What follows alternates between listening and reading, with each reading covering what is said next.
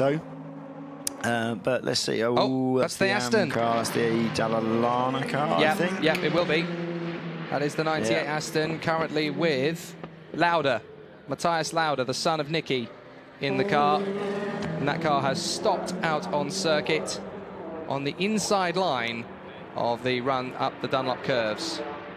So worst possible place just after the pit lane exit. Yeah. He's trying to get the car refired. You've now got 8.2 miles to drive the car to get it back again. That could be a race-ending position to break down. Because if the car can't go another mile, well, that's game over. Back on board with the leading car in LMP2, the Signatech Alpine, which has been ticking over for the entirety of the 6 hours we've been here. Yeah, and Rick Lehelmy feels like he's been in that car forever now. Yeah, he does, doesn't he? He'll be coming out at the next stop, that's for sure. And we know that Will Stevens will be coming out and Roman Ruznov going into the G-Drive car. But Victor Scheitar... He's only recently got in. Yeah, he's done a bloody good job. You know, he's into his second stint now, just into his second stint.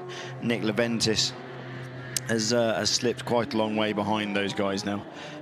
So it does look to me like the Straka podium is gone. I think that one, no chance of pulling that one back through now. There's the Pegasus car, number 28. Yeah. So is he going to get that car refired? It looked like almost like he was trying to bump start it in reverse as he was rolling back down the hill. But clearly he's got power. The battery master switch is on. He's cycling the ignition because the headlights are flashing. But it did look like he was just trying to coast it backwards down the hill and just boom, you know, right, got it. I do believe Herr Dambrek just popped his head into the commentary box. He did. Peter's been in to get himself ready for Dambreka-san. Doing very well. Long time in Japan. You be careful. Yeah, well, yeah. That was a sign of respect. That wasn't a sign of criticism at all. The 97 Aston is back in, according to Louise. My word, that didn't sound nice in the eardrums there as it fired up. Fernando Reis in the pits, of course. Next, slow at zone 35. Slow zone at 1, 2, and 3. That's for the Aston, of course. So that is going into the Ford chicanes, down the straight, and in through the sweep to the Dunlop curves.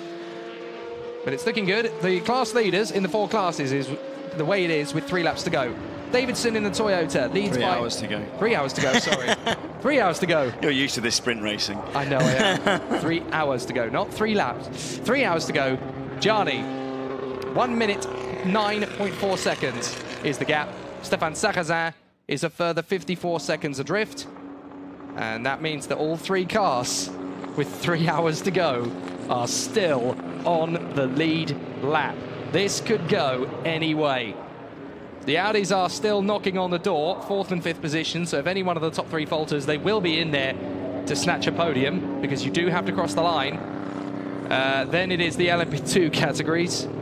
Riquelme leading still in the Signatech. Will Stevens in the G-Drive Reka.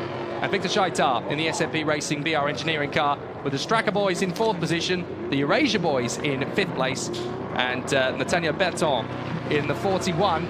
That is the Greaves car in 6th position. The GTs, it is Joey Hand still leading Tony Villander. Ford versus Ferrari, with Ferrari losing out after that spin for their man Tony Villander. 37 seconds is now the gap as a result of all that. And in 3rd position, Ryan Briscoe, with Billy Johnson, the 2nd Ford, now 3rd Ford, sorry, now moving up into 4th position. And then we have the GTE AM cars.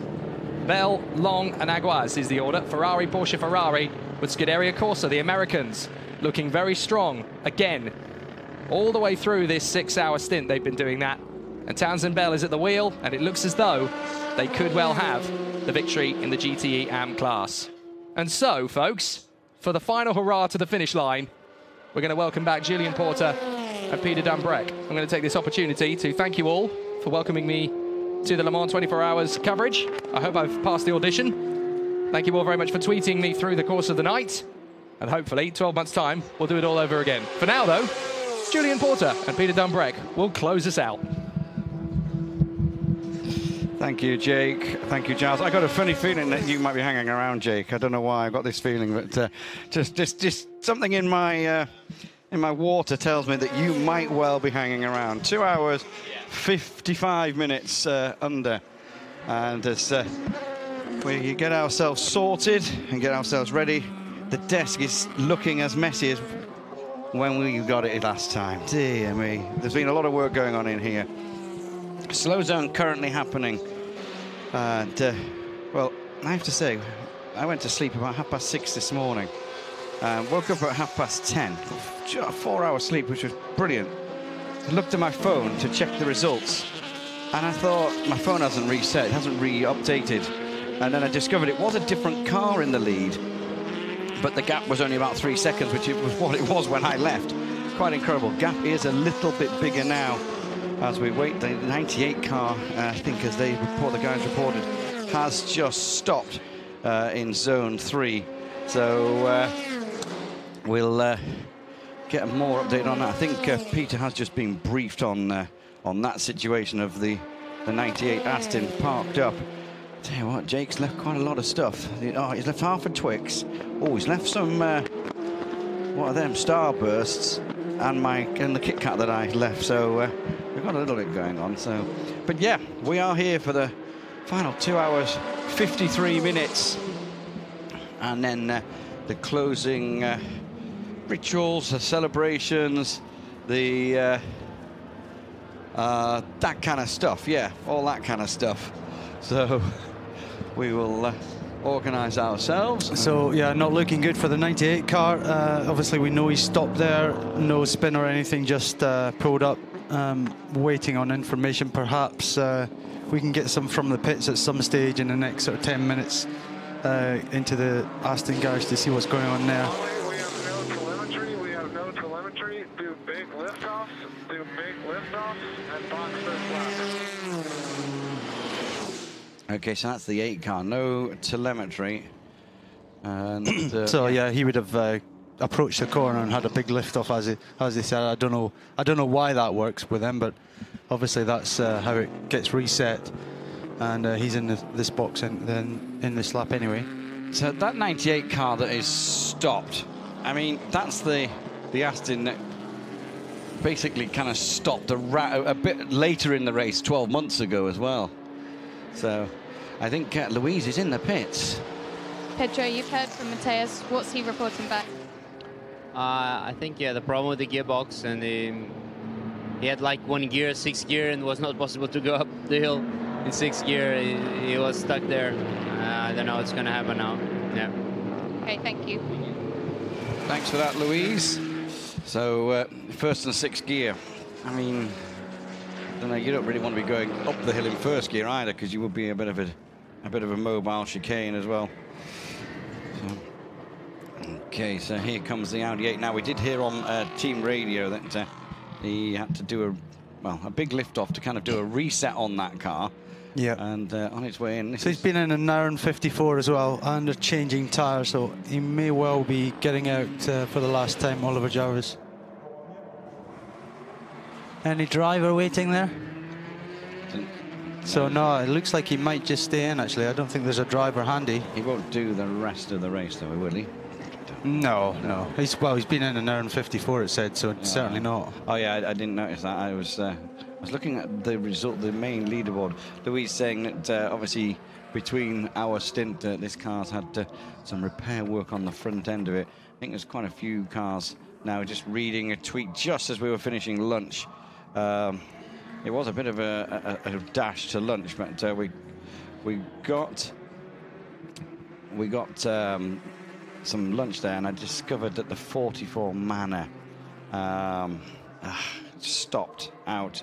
Looked like it. I can't quite get, as daft as it sounds, can't quite get the full report on it, but the Le Mans tweeting that it's crashed, but Manor just saying that was it. It's been emotional. They'd enjoyed it. They'd led it, and they were now out. Yeah, considering they've come from they've pretty much done everything now. Manor have all through the junior single-seater formula, and now into P2. Obviously P1, F1 as well. So John Booth there and his wife I saw earlier on yesterday, and looked in high spirits. And I think the car was going very well at the time, but you know, this place can be very brutal. We know that, and there's a lot of cars fall by the wayside, and when they fall by the wayside with 2 hours and 49 to go, it's that much harder. If you go out after...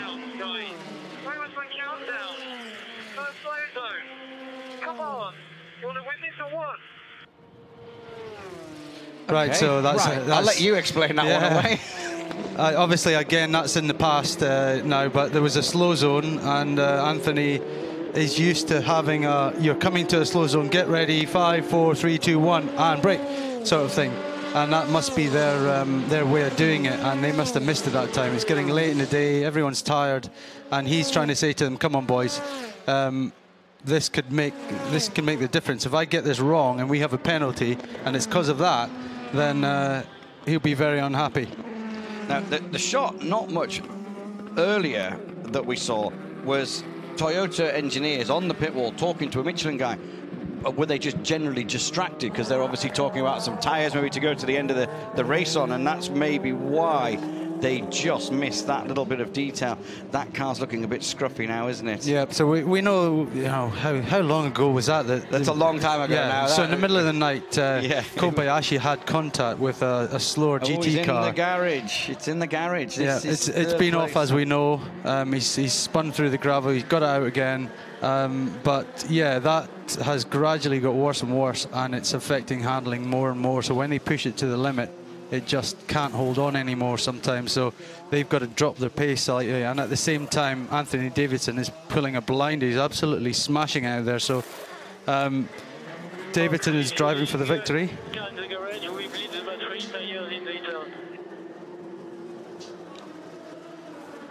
I didn't really know what that was. I thought they said we bleed the clutch, but I don't think it would be that.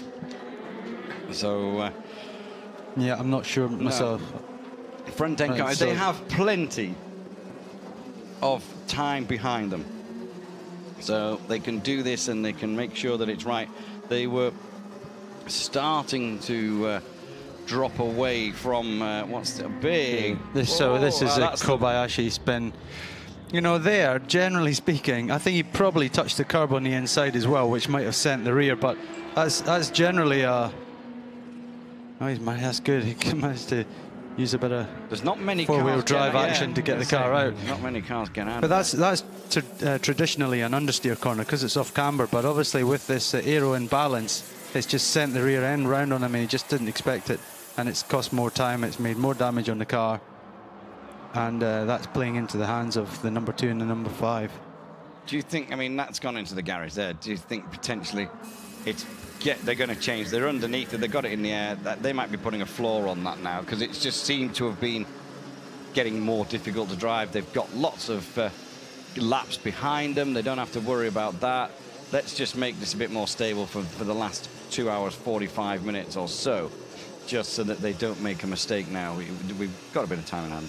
I'm not saying that's what they are doing, but there's potential for that. Yeah, I mean, we don't know how bad it is. If it's bad enough to bring the car in like that, then, yeah, they have got a bit of time. But, you know, I'm sure that crew are still fighting. They're still hoping that something might happen to the 5 and the 2 ahead. Well, yeah, that's it. I mean, but obviously, if it's getting a bit tricky to drive, Stefan Sarrazin still sat in the car, so they're obviously not doing a major job where it's going to take a long time, because you said that you're kind of expected to sit in there for 20 minutes or so. If it's anything more than 20 minutes, you might be allowed to get out of the car. But 20 minutes or so, you would stay in. A lot of the time, the crew are so busy that they forget about you, and you know, you're not their concern, and it's not you've just got to sit there quietly and wait. And if you're requested to get out of the car, you get out of the car, but otherwise you just wait there. Well, there is the Toyota. That's a new front end, because the front end that came off it was very dirty. You'll see the difference in the colour from that new front end to the rest of the bodywork, which is very, very dirty. So that off might have caused just a little bit more damage to and it was making the imbalance even more. So they might have tried to change the balance a bit and get it a bit more solid on the rear. So the second place P2 car, Will Stevens in it. He's just come into the pits. So yeah, he's still circling around. I know that Jake and Giles would have given away and all the results, but it is a Ford leading GTE Pro. He's got 38 seconds over Tony Villander, so that's not over by any stretch of the imagination. Yeah, we did hear that Villander had enough. Probably the people watching know more than we do at the moment, but yeah, that's the reason why the Ford is now in the lead. Joey Hahn, has put in some strong stints. But that's the lone Ferrari fighting everyone now, Villander, and then you've got three Fords backing him up, and then you've got the 95 Aston sitting there in 5th position now. So they've dropped 1 position since we came off air 6 hours ago. So new front end on that.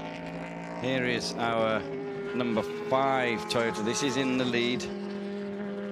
Tension is rising. 2 hours 44 minutes to go. Still a long way, in theory, of a normal world endurance race. We're just over halfway. The 6 hours they normally do, we're just over halfway. So it's still a lot of program to run through for these drivers. Or we're over 3.5 time.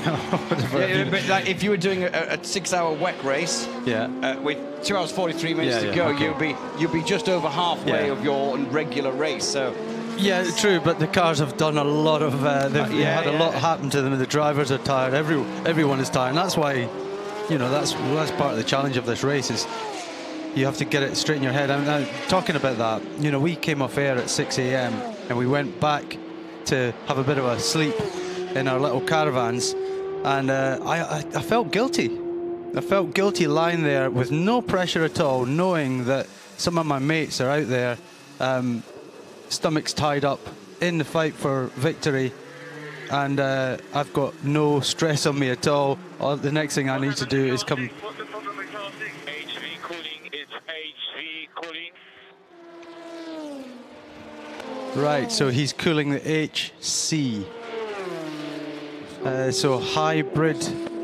Control something. Hybrid. Anyway, he's cooling something, but Anthony obviously knows that the 6 car is in the pits. And he's worried about the same thing happened to him. Yeah. Oh, dear me. So, all these thoughts are going through his head. He's pushing hard. He knows there's not so long to go now. And in normal times, as you say, he's just past halfway. But why wouldn't they finish a 6 hour race? But this is 3.5 times that already. So, Zone 16, there's a yellow flag. That's the second chicane, which is where Anthony Davison's heading down toward. It's gone now. It's gone. It was a quick go on. But yeah, that's it. You can just... I don't know Anthony Davison, but you can just kind of feel there that there's just as you say, a little bit of stress. Just questioning what's going on, guys. We need to know what's going on. He's a very experienced driver. He's been through this situation before. He's been right up there on the podium, never won it yet, and he really wants to win it. And he, if he looks back and doesn't cover every base, if he looks back in a couple of days' time and say, "Oh, why didn't I do that? And why didn't I push the team into this and that?" And in a sense, he's got to lead the team because he's a man on track. It's always wise to find out what's going on, because obviously he might be able to adjust his driving style as well if there is something. Yeah, he's got to be quick, but at the same time, just not take those extra risks, not barrel the car in. Carry on for the now. Carry on. It's all under control. It's all under control. The car 6 issue related to bodywork damage. So that's in a sense for him that's good news, because it's not a car failure as such. It's a failure because of the offs the cars had and the contact with the other cars. So far as we know, number 5 hasn't touched any cars, so there's no reason they should have the same problem. Yeah, but what I didn't understand was you just continue as you are, all is okay.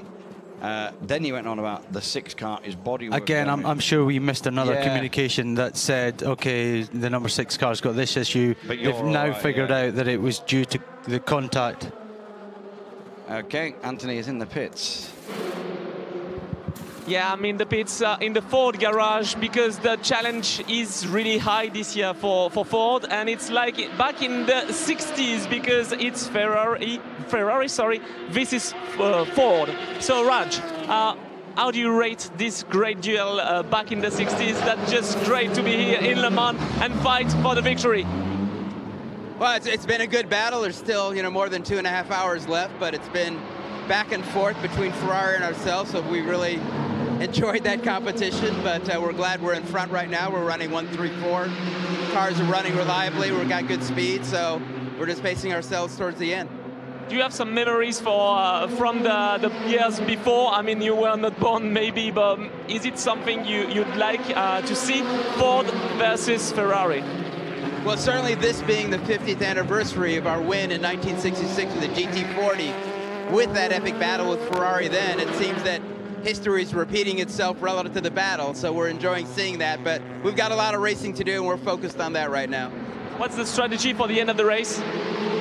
Well, you know, you can't slow down here, so even though we've got a bit of an advantage, we're going to keep our pedal to the metal, as we say in the U.S. We're going to go flat out from here through the rest of the race, and but the cars are showing good pace, and as I said, they're running reliably, so we'll just try to keep doing what we've been doing for the last 22 hours. Thank you very much. Have fun. Thank you. Thank you for that, Anthony.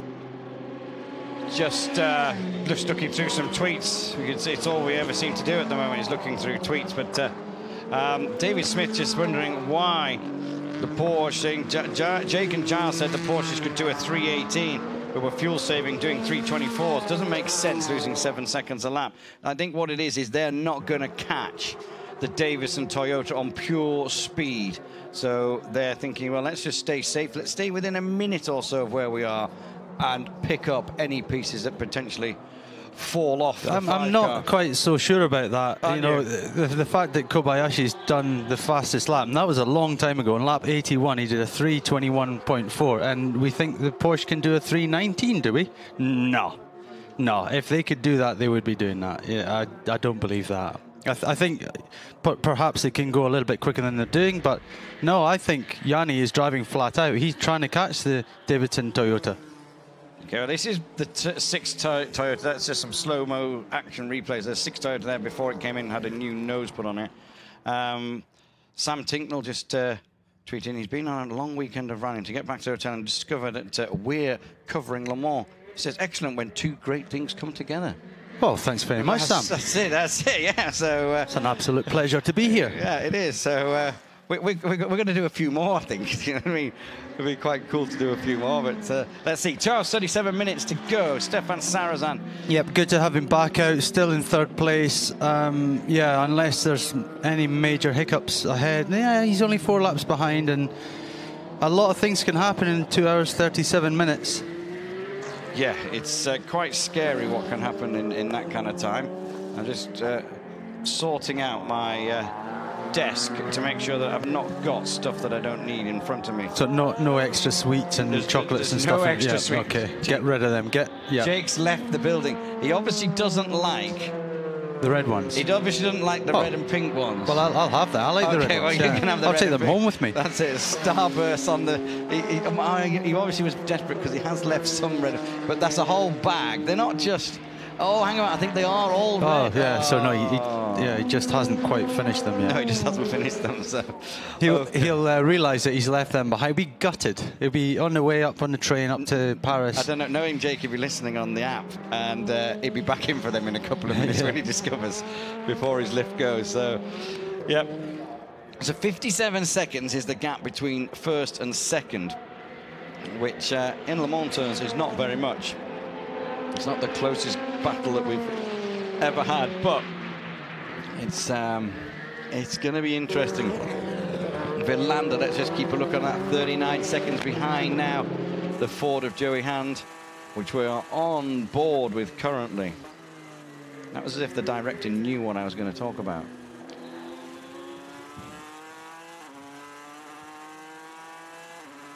It still sounds, Audi going past 21 hours, 24 minutes in, and still sounds as nice as it did all those hours ago. Yeah, I mean, again, I don't want to tempt fate, but I kind of thought that there might be more issues with the Fords. I think the speed was never in question. I think they always were going to be the strongest car here. But I thought reliability might be an issue. And so far, knock on wood for them, it seems to be going well. You know, they've had the little issues with the car 67. But Andy Prio's in the car, which that was again right at the start, wasn't it? That 67 problem. And so they're running down in 9th. The other two cars, Milner and the 51 Ferrari, are both out. So the last GT Ford 67 is running in effectively last place in Pro, but they're still running. And it's, you know, it sounds a bit corny, but it's an achievement to get to the finish at all. They have got a very, very strong driver lineup in that car. Yeah, as you said, there's so many hazards and so many things that can trip you up at them or over the race, the course of the race. And it's to have those experienced drivers in there, yeah, just makes that difference in tricky conditions like where the race started in, just to get themselves all sorted there. You can see the paddles behind the steering wheel. You see him just flicking it up.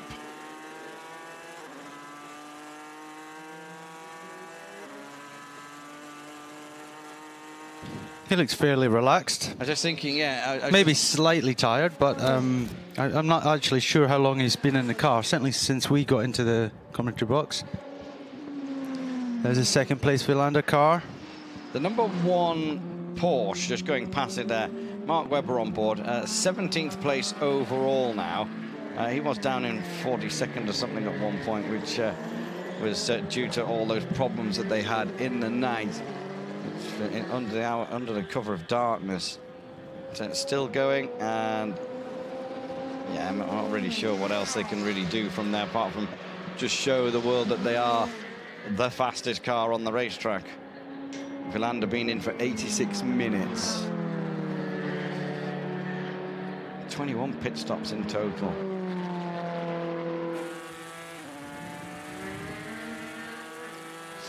So it looks like since we left 6 hours ago, it's status quo with the 36 car LMP2. They're still leading the category in Alpine, and Rushinov in the 26 car next. I think the 37 cars come up the order a bit since we last saw, and also the Leventis Straka car now in 4th place in P2. So those long stints from Danny Watts and Johnny Kane in the night, bringing that car up. Leventis on board now. So it's the 36 car, which has done very, very well. Rushinov, remember that car, the 26 car, was on pole position. It did drop down in the tricky conditions in the first hour or two. It was kind of not out the back door because there's so many P2 cars, but it wasn't where you would expect it to. But gradually, the speed and experience of that car and team are making their way back up, being in second place for quite a long time now.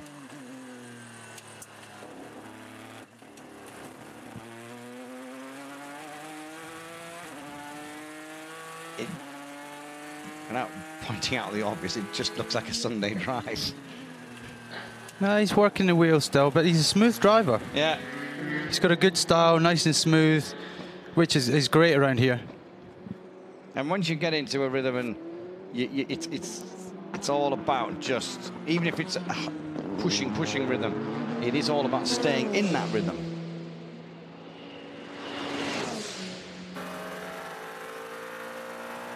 This is the leader of P2.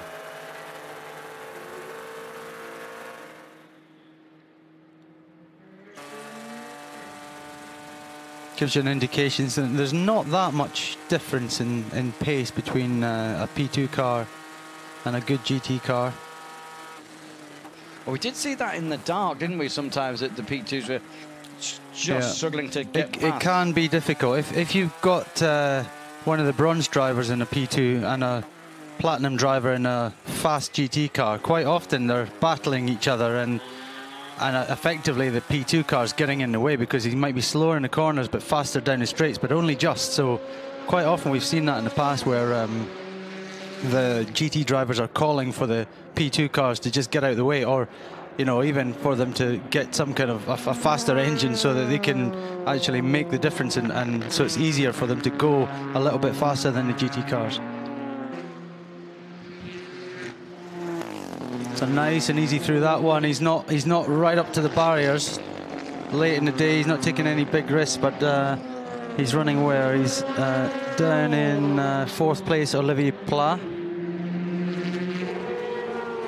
But Ford kind of have it covered at the moment. It could become a Vilander party if Joey Hand has a problem, and a Ferrari party. But yeah, looking down the order, Ferrari still in the lead in Pro-Am class.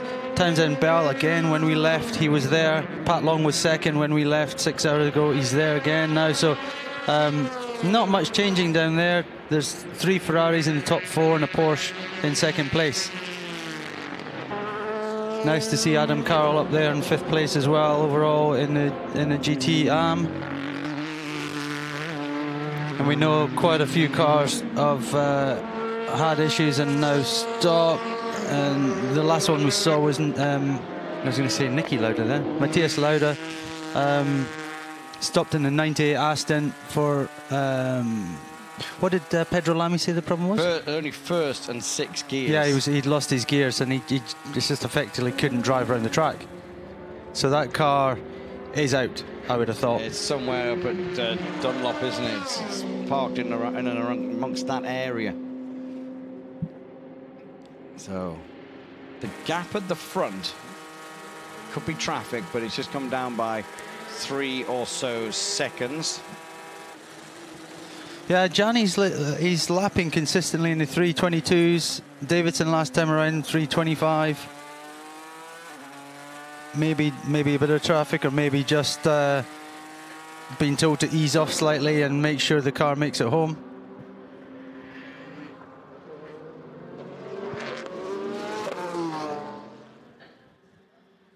Here comes the 6 car, 3rd place. As you'll know, they've just been into the pits. Kobayashi took a trip across the gravel. Then Stefan Sarrazin got in the car. Team radio.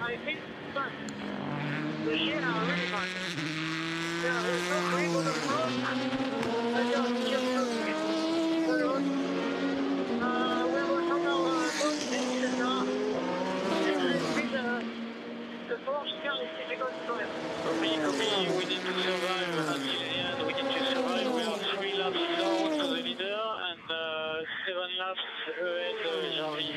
Yes, I just see for. So yeah, confirmation from Sarrazin there that the car is very difficult to drive with its various problems through the night and I mean, this is what makes a difference in Le Mans. If you keep it clean and tidy and you don't have any offs, you don't damage your car, that's easier to drive towards the end of the race, and that's what Davidson's having right now. And with Sarrazin, he's really on the limit with the car, and he can't push it too hard because he risks going off and losing everything. So better to have a podium than nothing. Of course he wants to win, but unless, as I said before, unless there's trouble ahead, it's unlikely to happen. It's interesting, he says there's not a lot of grip in the front end. Now that's a new nose as well on there, so they will be kind of all identical, 3 wide. It must be bumpy down there on that kind of... Yeah, but I mean, I think over the course of the 24 hours, there's been cars all over these areas, and they've gradually sort of cleaned up a bit. The more you drive on them, the more they clean up. You see how the aero just flicks everything, the dust, the dirt and everything up and kind of off and out the way. So we got 63 Corvette into the pits now, Garcia at the wheel. We haven't really seen the challenge develop for these guys. We know one of the cars is out, the 64 car's out.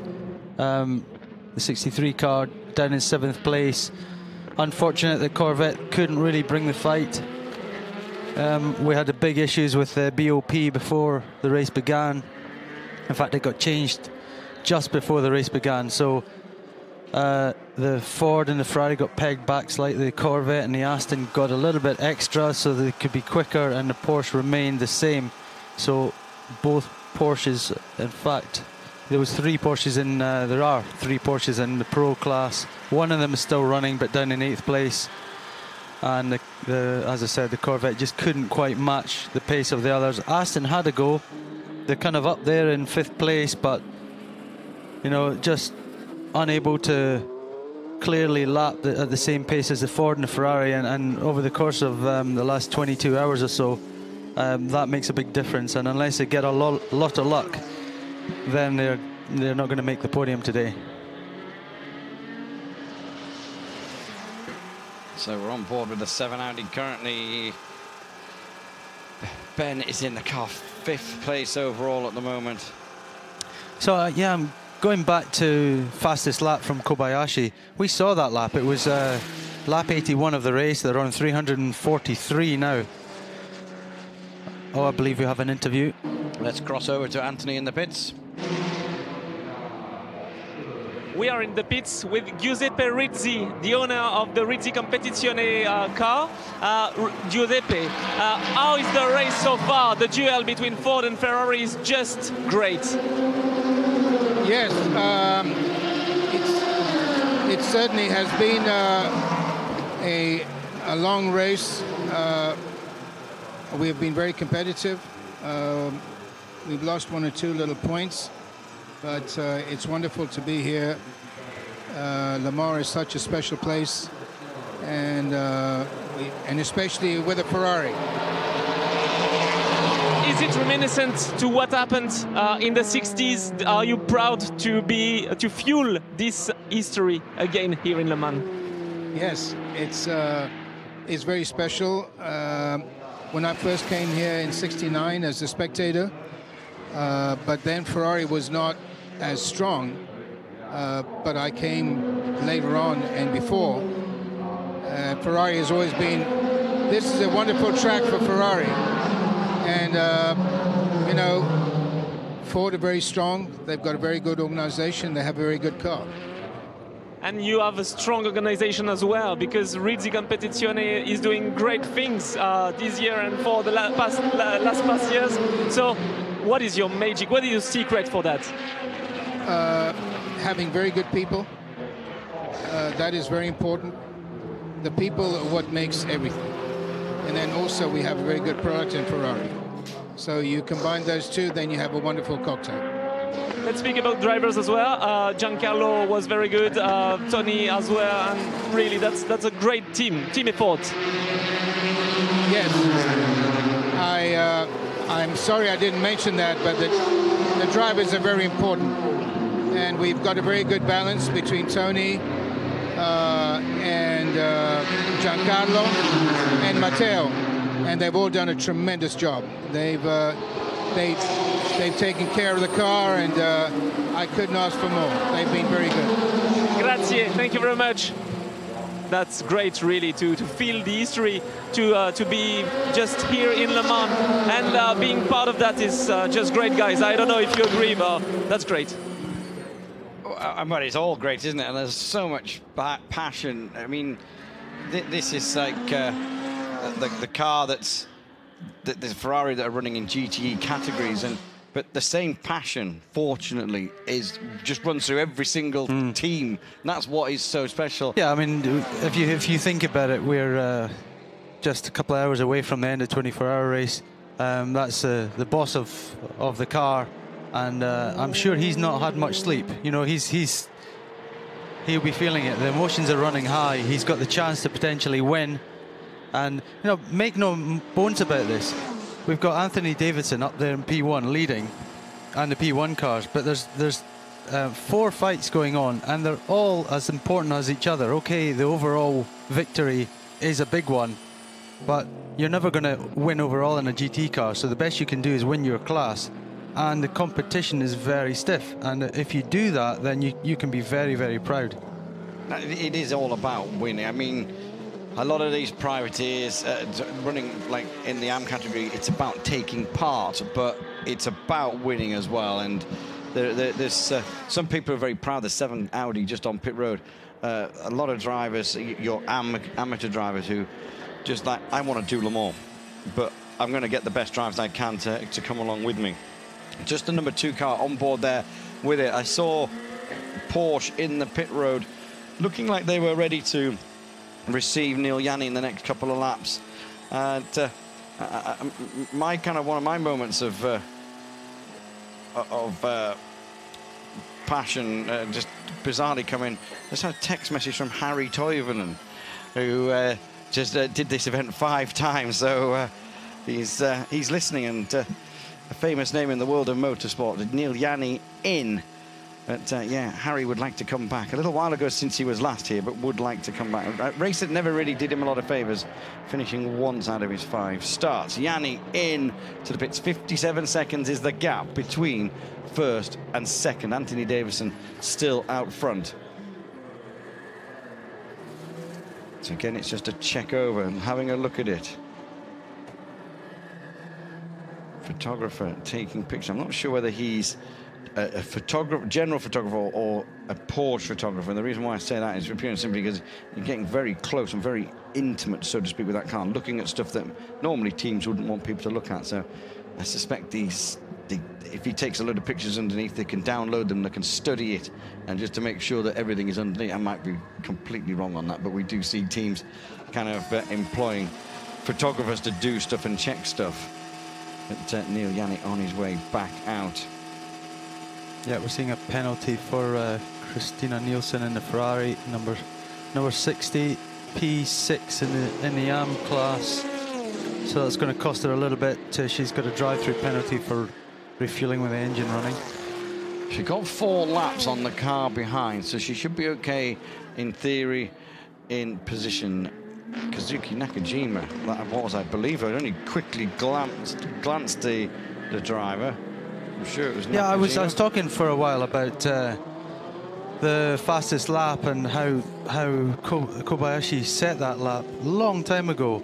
And of course we left at sort of happy hour when we expected the times to tumble, and yet fastest lap has remained, so no one's gone any quicker, and that includes the cars that really don't have much to lose, like the Weber car. It's now running well, and if they could have done, they would have done the fastest lap, because that's the only thing they can gain from this race now. They can't finish on the podium, or it's very, very unlikely. And you know, if you're going to leave this race, you kind of want to leave with something, and if you leave with the fastest lap, then that's quite an accolade. But obviously they couldn't do either. The Trelaway car, same situation. They're quite a few laps down. They couldn't do it. So Kobayashi still has that fastest lap from lap 81. So I'm a bit surprised. Davison on pit road. We saw Nakajima getting ready, well, standing there waiting. Will it be a driver change? We have seen drivers in these cars being prepared and ready, but sometimes not getting in. But 2 hours, 17 minutes to go. Yeah. It is going to be, and Kazuki probably take it to the end, won't he, from here? I would have thought so, yeah. Well, you know, from... that might not be any kind of surprise, because... yeah, I didn't want to say that. Yeah, I mean, it could just be luck. It could be just, oh, that's the way it's turned out. But, yeah, I would have thought it's kind of planned that the Japanese driver, if they had any chance of winning, that the Japanese driver in the Japanese car would cross the line. Yeah, that's... It's a lot of pressure on his shoulders now, and you know, Davidson's done a tremendous job. He can... Well, he can't completely put his feet up, because he's going to be nervous, because it's now out of his hands and he can do nothing to control it. You know, you've got all these little superstitions that you might be thinking, like, I won't do that, and I won't do that, and I won't do this, and I won't go there, and I won't talk to anyone. I'm just going to focus for the next 2 hours and 16 minutes on the rest of the race, and after that, if we win, then I'll talk to whoever, and I don't mind. That's it. Yeah, I mean, do you lock yourself in the driver's room and just be kind of unaware of what's going on, or do you basically base yourself so deep into the garage around with so many people around you that no media or journalist can get you? Because yes, the mechanics know not to talk to you, but also if you're kind of hidden by all your mechanics, no one's going to come in. Let's see if Anthony can get there, or Louise. Yeah, that would be. Yeah, to speak to you know, give Anthony a couple of minutes and see if you can get to speak to him. Yeah, what were we just saying about media getting in the way? And we then go and send our guys out. Anthony Davidson. Anthony Davidson. If we can manage that, please. There's a challenge for you. And that's our Anthony. We've sent him a challenge of Toyota's Anthony. So he's quite up for a challenge. He's looking forward to that. So he did a big shift last night.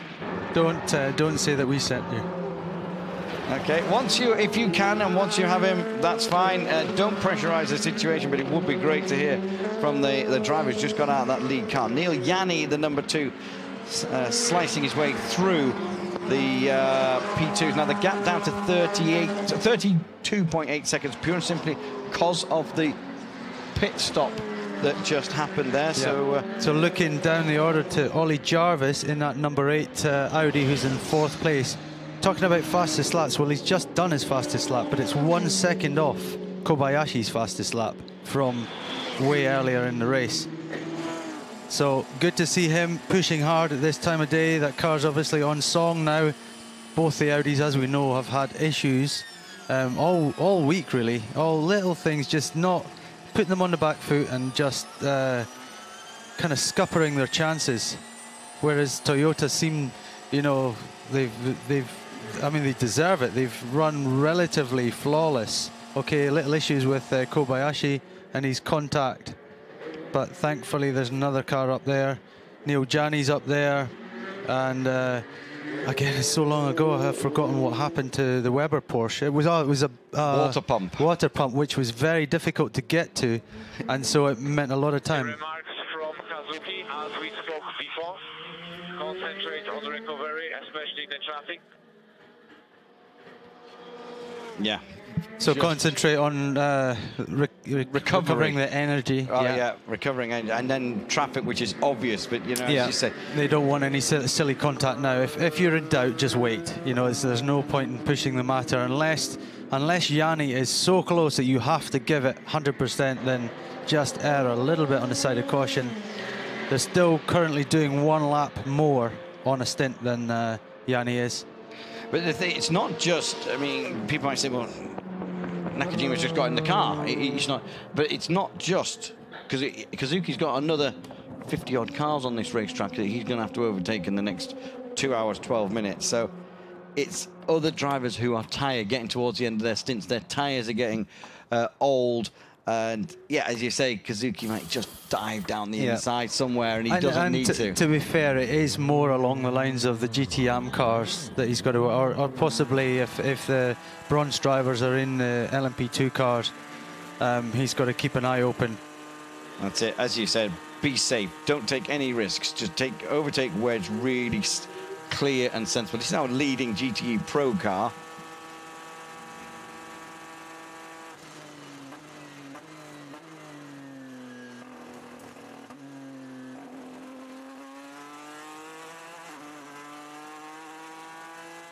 It's a great noise. It's almost the best place to be in the car now, because away from all of the hype building up around the pit garage. Yeah, as I said, when it's in your control and you can dictate, then it's almost better to be there. When you're sitting in the pits and you know you're done for the day, and you're sitting in a position that could potentially win, in a sense you're glad that your teammate's in it and not you. But in the other sense, it's like, well, I can't do anything. I'm nervous, but I'm completely out of control. And you know, it's all on the driver who's driving now and the team to make sure that car comes home.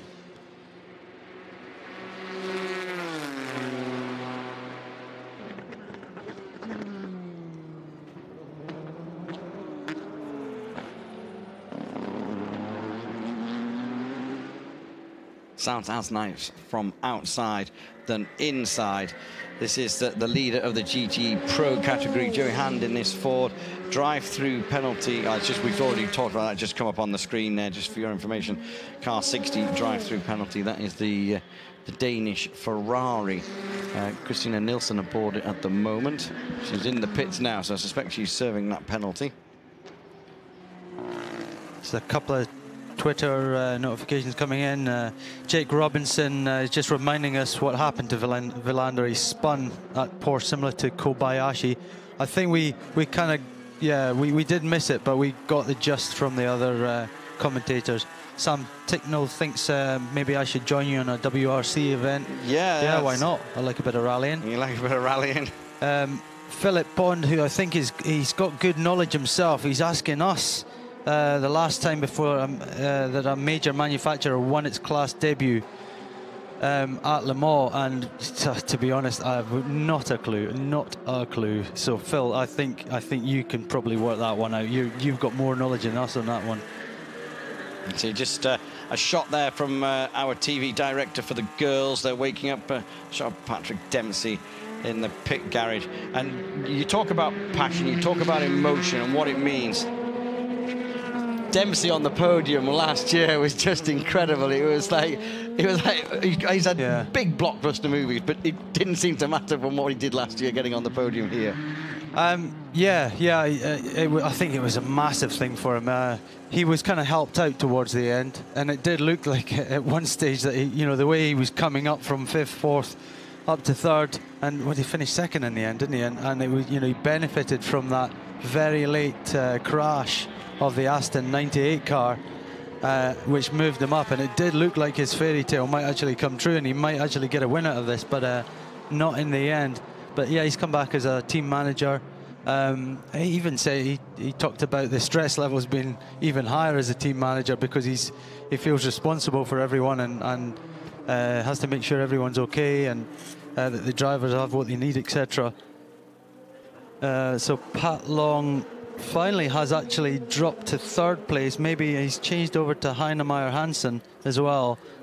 He's been in 2nd place for a long time. Aguas in the Ferrari, they had a slow start. He's in the car with Collard, and 2 very, very fast drivers in that Ferrari 83 car gradually found their way back up after having early dramas in the race, but it's taken the best part of 22 hours to get back to 2nd place. Jeff Segal up in the 62 car Ferrari, done a great job. In fact, everyone in that car has done a great job. They've led for quite a while now, at least more than 12 hours anyway, so yeah, doing a great job there.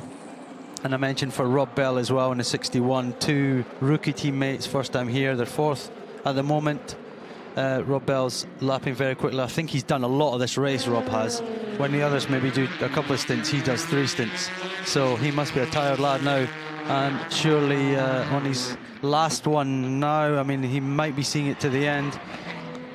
But at least only 2 hours and 7 minutes to go for him. And Adam Carroll up there as well in the 86 Golf Porsche. Again, problems for them in the past, but yeah, they're running nicely up in 5th place. Porsche, we know, is maybe not the car to have in the AM class. The Ferrari seems to be quicker, whereas the Ford seems to be slightly quicker than in the Pro class. Fisichella back in the 82 car now in 2nd place, so he will be there to finish off, I think. And Dirk Muller in the class leading 68 car, pole position man, late on the Wednesday night. Was it Wednesday? Yeah, Wednesday night, that long ago. It was that long ago, and they'd just done that driver change there, Dirk Muller on his outlap, and Joey Hand got out and he strapped Dirk in, he put the mesh across the door and everything, and it was a big pat on the leg, kind of like, go on, buddy. Just bring that home then, come on. That's the thing. All these guys, they're all mates as well as teammates. They have to get on well. They have to pass the guy. They rely on each other to do a good job. And I think there's a lot of goodwill in motorsport, and especially when you get to this level. In the cut and thrust of Formula One, you see them always arguing and fighting amongst themselves, and the Hamilton and Rosberg dramas and everything, but they're in it for themselves. There's only one in the car, whereas here we've got 3 in the car, and they've all got to work together, and it's a totally different team aspect. Scott Dixon's eyes, he's just constantly, that's what he's looking at. He's constantly checking the mirrors. There's a P2 car coming, and well, yeah, he's at that point he's thinking, well, a number of things. He's thinking, right, when is this car going to team radio? Some radio. First and second are just in the pits for their outlaps. That's a good lap. That'll help us quite a bit here. So yes, he's had a very good outlap, it seems like. Yeah, so he's thinking, when is this car going to get to me? Is he going to get to me before the chicane, or am I going to just block him and take the chicane, take the line on my own and hope that he doesn't hit me? Or, you know, all these little things going through his mind. And a lot of the time it's better just to lift that brief bit, because that P2 car might dive bomb him anyway. So if you just lift off, you make it easier for both of you. So you're just calculating all these things as you're approaching the corner, and bearing in mind everyone's tired now, so this is when the mistakes will happen. That's it. It's exactly what Nakajima was warned by his pit crew when he left. Just be safe, kind of thing. Just look after everything. And in that situation, yeah.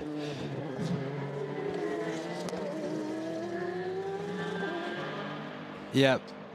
So we're hearing from the pits that Anthony couldn't get hold of Anthony. He's gone for something to eat. No Davidson for us, unfortunately. I'm not that surprised, to be honest. No. He's in a high pressure situation, and I'm not sure I would want to talk to you either. Yeah. Oh dear me. Well, yeah, but at the end of the day, you were just saying that he would probably try and hide himself when it's nothing personal. It's not that he's grumpy or anything like that. It's just kind of, I don't want to start talking. Tension is high, and he's on the brink of winning his first Le Mans, and yeah, he just doesn't want to do anything to upset that. He wants to just take care of himself. I mean, I doubt it, but he might even. No, there's no way he's getting back in the car. But you don't know that, do you? You just do not know what I suppose the situation could arise that they need the quickest driver in the car, and it probably is him for the last stint, but I doubt it. I think they're all on a similar pace. Nakajima now lapping, and bearing in mind he's taking it easy. He's lapping about a second slower than Gianni, so he's 28 seconds up the road. So it's still all good, as long as that doesn't become 2 and 3 seconds a lap slower than him. Yeah, that's and what we've got to remember is there is more pit stops to come, and they are on slightly different pit stop strategies. And these two cars, pure and simply, Toyota basically can run 1 lap more on their fuel in the car. They can stretch it out, and then when we go right back to the start, the 2 Porsche came in having struggled a little bit.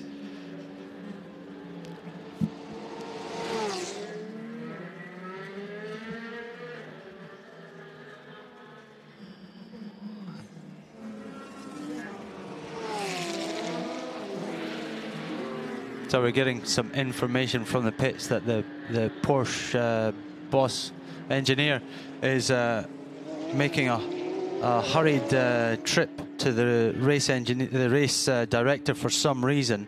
Maybe that will become apparent, maybe not. But yeah, maybe. Yeah, it'd be interesting to see could what be that he's is. trying to I don't know. Yeah, well, whatever. Get one over do, on Toyota for some reason. Yeah. Well, not for some reason, because we know what he's trying to do. But he might have found something that they're not doing right, or I'm not sure. Yeah. Well. Not long into our broadcast, when we came back, we did hear Anthony Davidson saying, "Come on, guys, where was my countdown?" We've got a pass going on here. It's not for position, but it's the leading 2 cars. It's a leading car getting passed by the second place car, taking a lap off him. But he's basically unlapping himself. So that is the lead in the second place car. C'est bien, ça c'est pas les tours en 3,40, c'est bien. On continue comme ça, on reste bien concentré.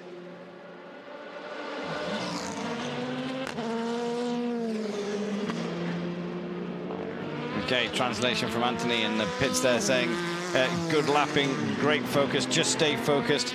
Yeah. Keep it there. He's got a lap. That's the 26 car's got to make up. So what he doesn't want to do here, because obviously he's kind of towing back up behind, he doesn't want to make a mistake and brake too late and make contact, or anything. He doesn't want to do anything silly here, because there's no need to. He's got a full lap on the other car. And in American racing, that lap can come back under safety car. The rules are there that they would get a way through, and he'd be able to, under safety car, he'd be able to get the lap back. But at Le Mans, not, because there's actually 3 safety cars. Devant, c'est Russinov qui sort de son piste. Tu peux le laisser devant.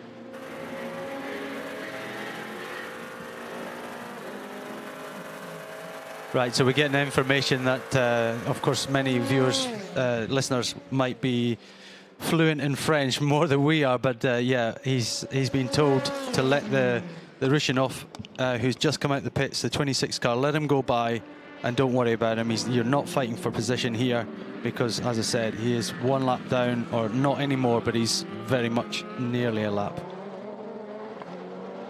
That's it. So I'm trying to think. I was going through basically what had happened to the Yanni Porsche early on in the race with the strategies of pit stops and everything, because all these three cars at the front are running different strategies. And that car 2, the Porsche number 2, came into the pits very early on in the race, wasn't happy with the handling of the tyres, and changed drivers very early on, whereas all the others kept out on the same driver, even though they changed tyres.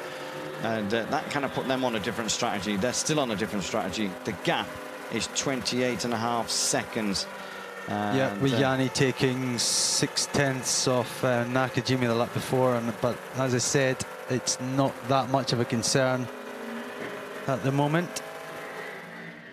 We're under 2 hours to go, and it's the 5 Toyota leading, followed by the 2 Porsche. Then it's the 6 Toyota, followed by, in 4th and 5th, the 8 and 7 Audis. The 36 Alpine that we've just been on board, that leads not GT, it leads P2. The leader of GT Pro is there. That's the 68 Ford GT in 18th place overall, so inside the top 20. And the GTE AM leader is the 62 Ferrari 458 Italia in 27th place overall. So, yeah, another fight that's going on in P2. We've got Danny Watts in the car now. Danny will be in to finish the race, I would have thought. And he's only one lap down on the 3rd place car of Petrov. So he'll be trying to close that gap and hoping that perhaps something happens to that 37 car ahead so they can at least make the podium. That would be a big achievement for them. They've not had the best of years so far. In fact, they've not had the best of a couple of years. They've been from P1 back to P2. They've tried some kind of the dome chassis, which didn't work for them. They've now got themselves a Gibson chassis, and yeah, seem to be up there fighting. Danny doing a great job as ever. A tweet from Aston Martin just a few minutes ago. They can confirm that the 98 V8 Vantage GT has retired. So that is confirmed. It was, I think it only had 1st and 6th gears. Yeah, that's what it did have. So disappointment for them.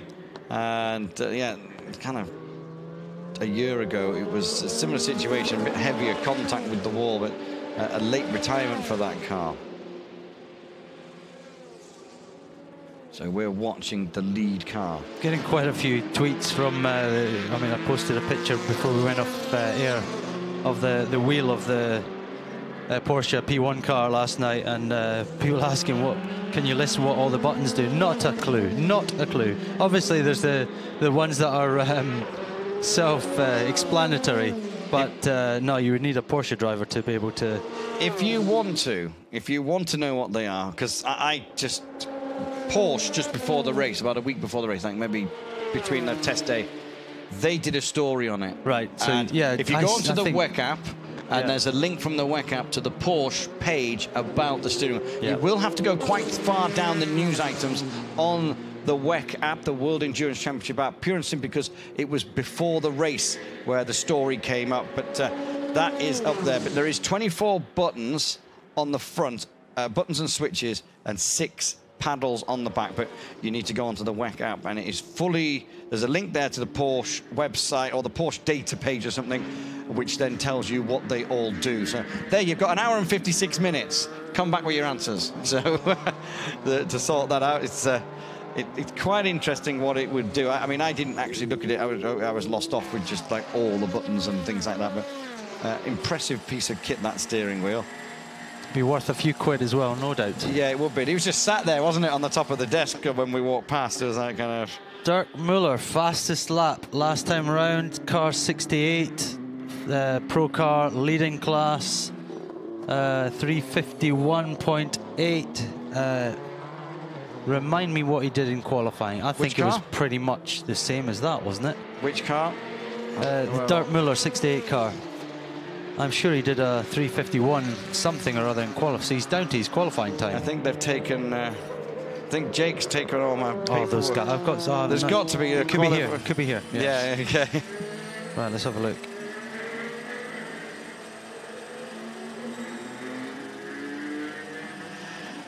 Yeah, he did a 3:51 once, so no, he is 7/10 off at the moment. But still, to be anywhere near your qualifying time is pretty impressive. And at this stage of the race, he's obviously got his head down. He's pushing on. He's drawing a bit of a gap to Fisichella in the Ferrari behind. 40 seconds now.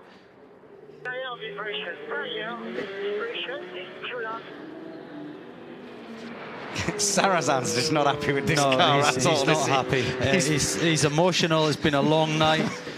He's not happy with the way it's happening. I know the feeling. I know the feeling that you're driving the wheels off the thing, and you're risking everything, and it's.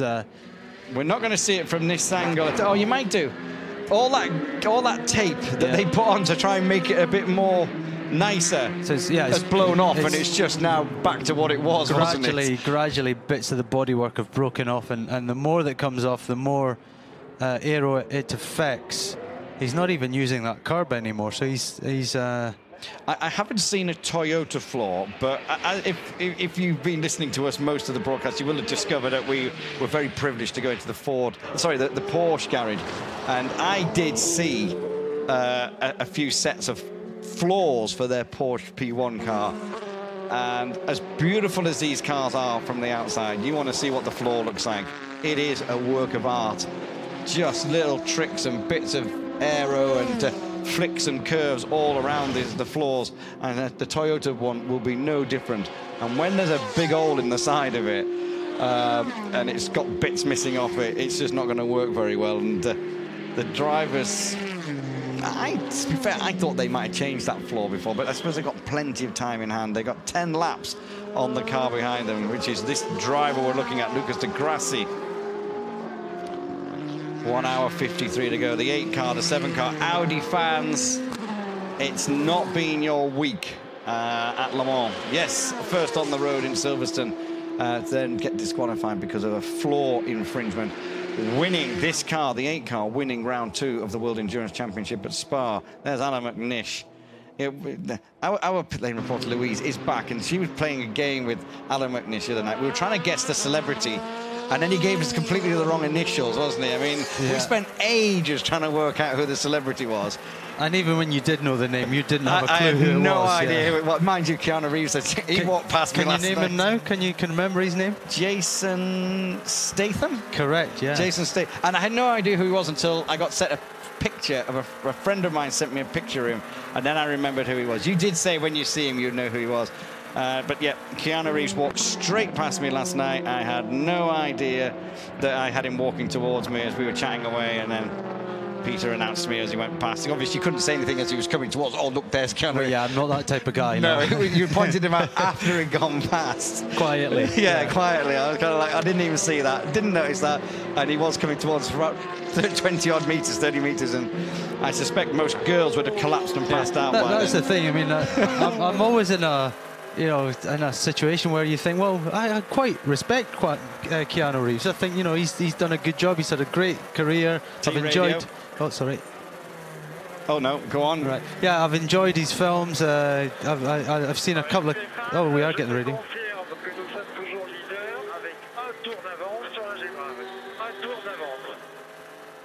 Something about balance and things like that. So right, maybe Louise can translate. Louise, can you? Yeah. No, it was the Alpine 36 car. We've had Anthony translating all the French that's been going on for us, so it's been brilliant. But Keanu Reeves. That's okay, Louise. We're now going to talk about Hollywood film stars and things like that. So in that situation, I would like to say to him, hey, good on you, mate. You've I've enjoyed your work and whatever, but I don't want to be like an Uber fan, so in the end I just don't say anything. No, we saw Keanu Reeves last night. He walked straight past me, and Peter said, oh, that was Keanu Reeves. And I went, you where, what, who, what? I had no idea. And anyway, yeah, so it was in no way hassled or stressed by me wanting his autograph or a selfie with him. Louise, how can you maybe go to the Toyota pit? We've got Sarrazin in the pit now. Can you see if you can find any drivers like Mike Conway? We haven't had any words with him. He's been a bit of a star of the start of this race. Maybe a little bit of a chat. They're looking at this floor again, aren't they? And then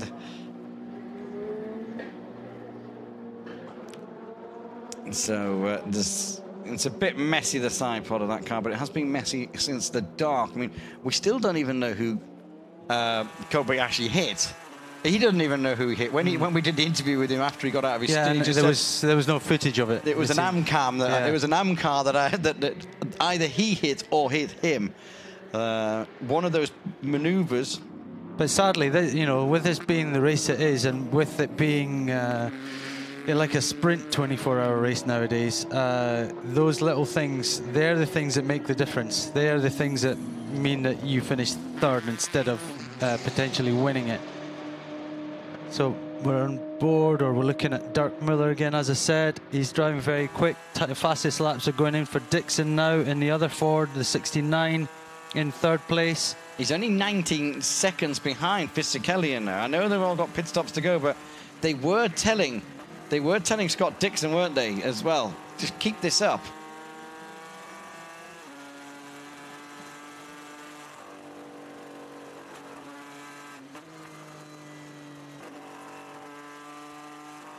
I do want to see a P1 Porsche through the Porsche curves again on board before this race finishes, because I don't know, nothing else seems to go through there as hustled and as fast, even though the Toyota is going that quick. Car 28 reported to the stewards for speeding in the pit lane. That car, since we went on air on Wednesday, the Tattinger cars had so many little problems and dramas and misdemeanors. But you know, she was quite on. She had a good interview. And she's quite honest about things. She's new here. She's learning. She's trying to do a better job every time she gets in the car. I'm actually not sure who's. Let's have a look and see who's actually. I've got the remote in control that car here. just now. It's quite down the order. There we go. It is Tattinger in the car just now. So she, actually, that's maybe the previous. It could have been the previous driver when they swapped. Who got the penalty. Got a replay going on here. So it's a 78. This was the car that was 57. right at the front of this amateur battle ages ago. Right in yes, it was. They've had issues though, and that Corvette looks to be trying to drive by it. That is a fight. Is it a fight for position? No, I don't think it is. I think it's that Corvette's putting a lap on it, another lap on it.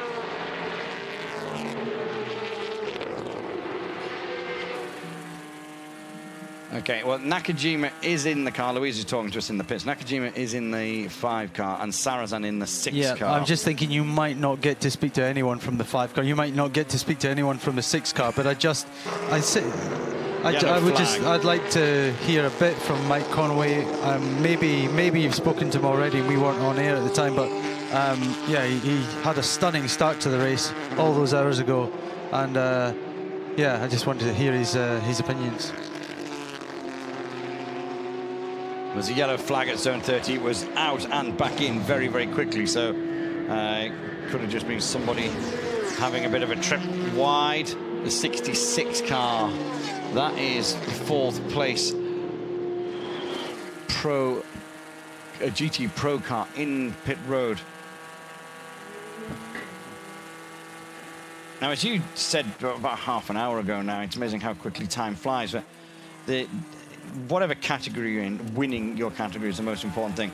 And this is our lead car. This is this is the Scott Dixon car who's trying to catch the Ferrari in front of them, wringing the neck out of it, and that P1 car just comes whizzing past. And they are driving as hard as their cars will go, even though that's even a P2 car. It's not even a P1. Oh, wasn't it P1? It was P2. Oh, yeah. I think we're looking at 36 anyway. That's the leader of the P2. Maybe it was a different image. Maybe, I'm not sure. It did seem to go past very, very quickly. 2 Aston Martins in the distance. We've got 3 P2 cars in amongst them. This is the lead car, as you said, and then just in front of it is the second place car. The second place car, Rizhanov, has overtaken and unlapped itself. And basically has a whole car 67 off track, but continues. That's Andy Priaulx.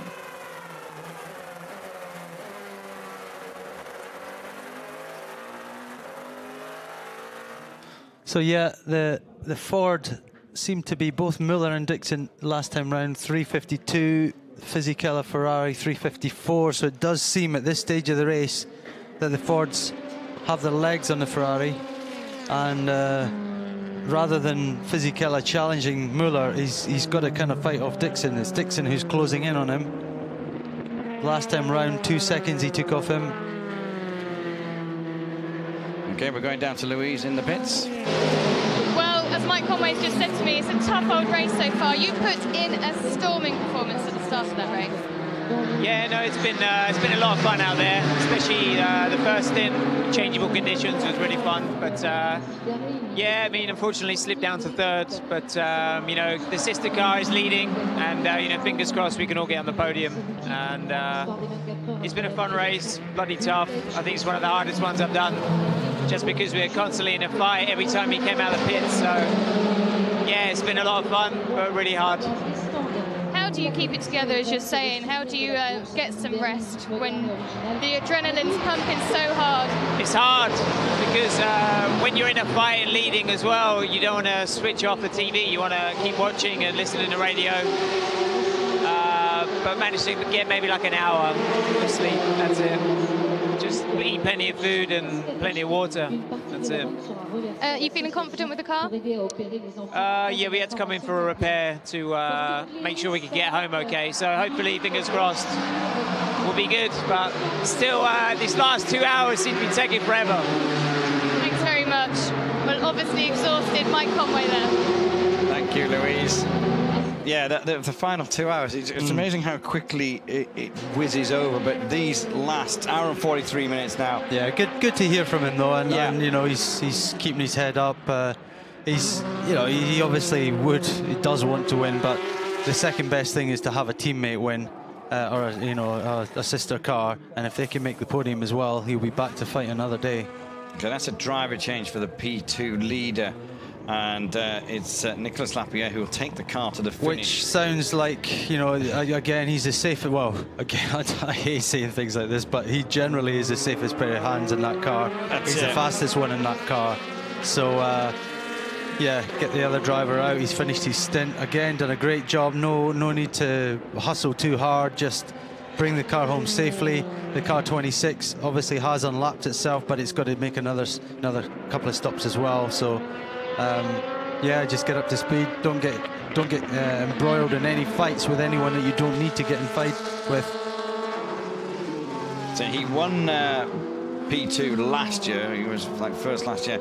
His best ever finished third overall in 2014 with Toyota, and amazingly, he's won 6 races outright, and he kind of finds himself in a P2 car, but. Kind of the king of the P2 car as well, given the responsibility and things like that. I'm just watching from our commentary box. We can see the runway, and the last 5 or 6 minutes, 2 or 3 private jets taking off, some very fancy ones. So I'm not sure whether that's our celebrities disappearing. So yeah, we're hearing maybe Simon Dolan might be one of them. Yeah, so. Bearing in mind there's some very wealthy drivers that Paul Della Lana. Yeah, and if they're out the race, then they might well just get out of here and get away home. And that's it. So inside, watching the 23 car really hustling through the chicane that time. Where are they? That's Chatin down in what is he? 8th position in P2. So obviously had their issues, but he's pushing on nonetheless. This is the data on the 62 car, 240 kilometers an hour and still climbing. Right, so Gianni's just crossing the line. We'll see the gap now, 33.7 from Nakajima. Nakajima just almost a second quicker that time around. Traffic involved, no doubt. So the gap remaining about the same. That's what they need to do, just keep ticking away. You do know, though, in the last hour and 40 minutes, somebody, somewhere, is going to have heartbreak. And even if it's someone who's in 5th in their category, to get this close is going to be heartbreak. Yeah, and we had it last year. I think it was about 20 minutes to go. Paul Dalla Lana with a 2-lap lead in GTM, having an off, and missing the finish altogether. We've still got in 5th and 6th place two of the Aston Martins, Nicky Thiem and Johnny Adams. As I've talked about, just not quite the pace. Currently running at 3:57, and then you get Dirk Miller doing a 3:52 last time, Fisichella 3:53, and Dixon 3:54. So, you know, all these seconds add up to laps, and the team is 3 laps down on Dirk Miller, and I don't think that car's had any big issues. It's just been raw pace.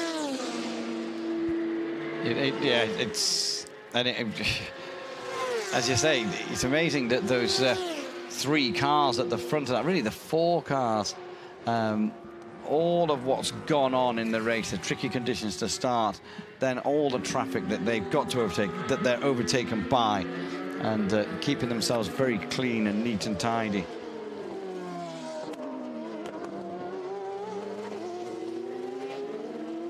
The 5 car on its way out, heading up. Here's the 2 car. It's just 33.9 seconds, as Peter said. Different pit stop strategies. An hour and 40 minutes to go. They can do approximately 45 minutes, roughly 45 minutes, on a tank of fuel. Porsche Team Radio. 3 laps to go, Neil. 3 laps to go on this tip. Keep the lap times to the leader. Keep pushing. Keep them under pressure. They might make a mistake. Ruthless. So yeah, it's clear their strategy. Got another 3 laps on this. In fact, I did record last time they came in. What have you got there? 3, 4, 5. So 3 laps to go. That kind of sounds like they're doing 14 laps now. Is that, I couldn't quite work out what he. Let's wait till he. Remember, this might be delayed. Yeah, so, I just heard him saying, "Keep pushing. Everyone can make mistakes. Keep pushing." Yeah. I mean, it's clear for them that they're not going to catch them on raw pace, but if they keep pushing, they might make a mistake. And you know, it's always easier being the guy who's chasing and pushing and catching the guy in front. The one under pressure is Nakajima right now, because he knows he's in the lead. He knows he's got a decent little bit of a gap, but he can't afford any mistakes. Saying that, he's just lapped very quickly, a 3:23.2 as opposed to Gianni. Well, mind you, Gianni's just crossed the line doing a 3:22.9, so he's responded again. And I suspect that the Nakajima time is these 2 cars that he's had to go past. We've got a GT Pro and a P2 car that the number 2 car's going to have to negotiate in amongst corners. It's got through one of them. It's going outside of both of them, but on different.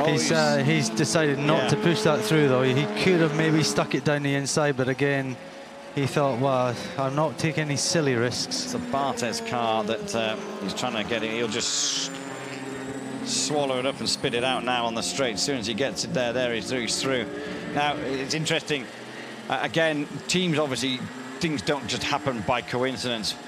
This car, the number 2 car, Neil Yanni, and it's no disrespect to the other 2 in the car, probably is over a sector or over a lap and a stint. Neil Yanni probably is the quickest driver in this car. Last year, many pole positions, even stopped by Porsche, taking pole positions to help the other team. He happens to be in the car at the end when it might need that big push. Bit of high-fiving going on. Hour and 36 minutes. The number 6 Toyota. But yeah, so they've got their outright pure pace qualifying spec driver in the car of the number 2 car. So Dumas and Lieb just kind of like relaxing and watching what's going on. But you see there's a Toyota getting stuck in traffic. It is the 6 car though. Sarrazin, he's just not really happy with the handling of that thing. He's just got to get it round now for another 90 odd minutes and he will be fine. Yeah, last lap from Sarrazin at 3:31. So yeah, no doubt he had traffic, but I think he's just you know, when you've got a car that's just not right for you, you can't push the issue. You can't just sail around the outside like you would normally, and then it costs you a 10th here, a 10th there, and all this time adds up to seconds. So as he crosses the line this time, let's see, does he?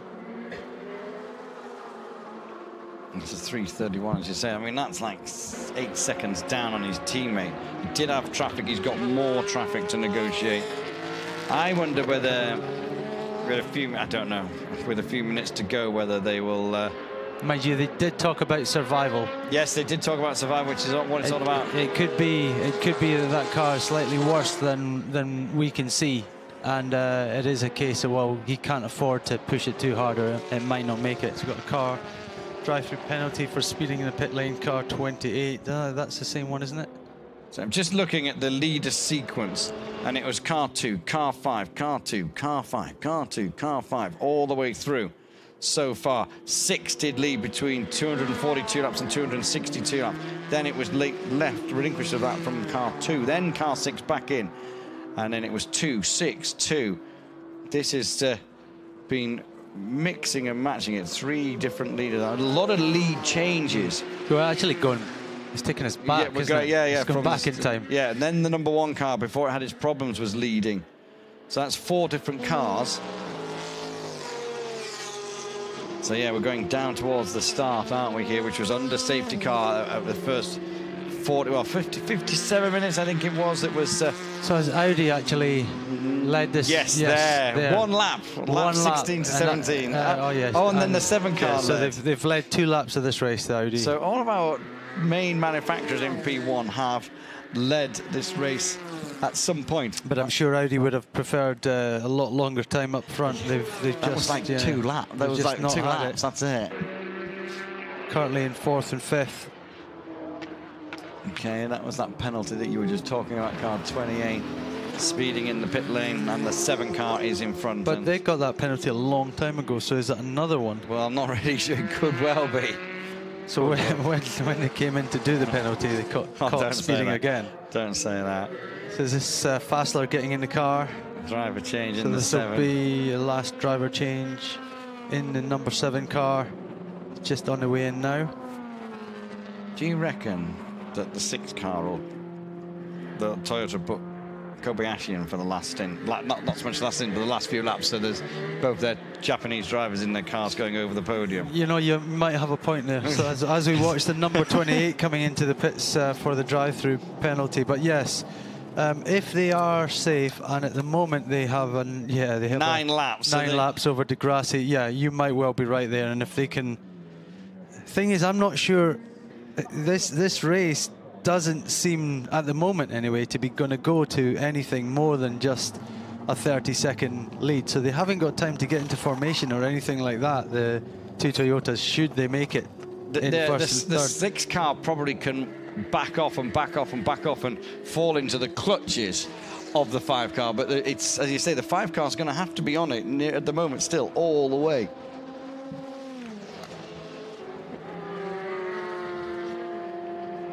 Louise is down at Audi. We could see you in the background, Louise, checking that out. That she's saying the tyres are quite old going on that Audi. Yeah, U-set going on the car for whatever reason. Maybe the budget cuts. I was just trying to say, maybe they're thinking there's no point putting a new set on now. We'll just save a bit of budget.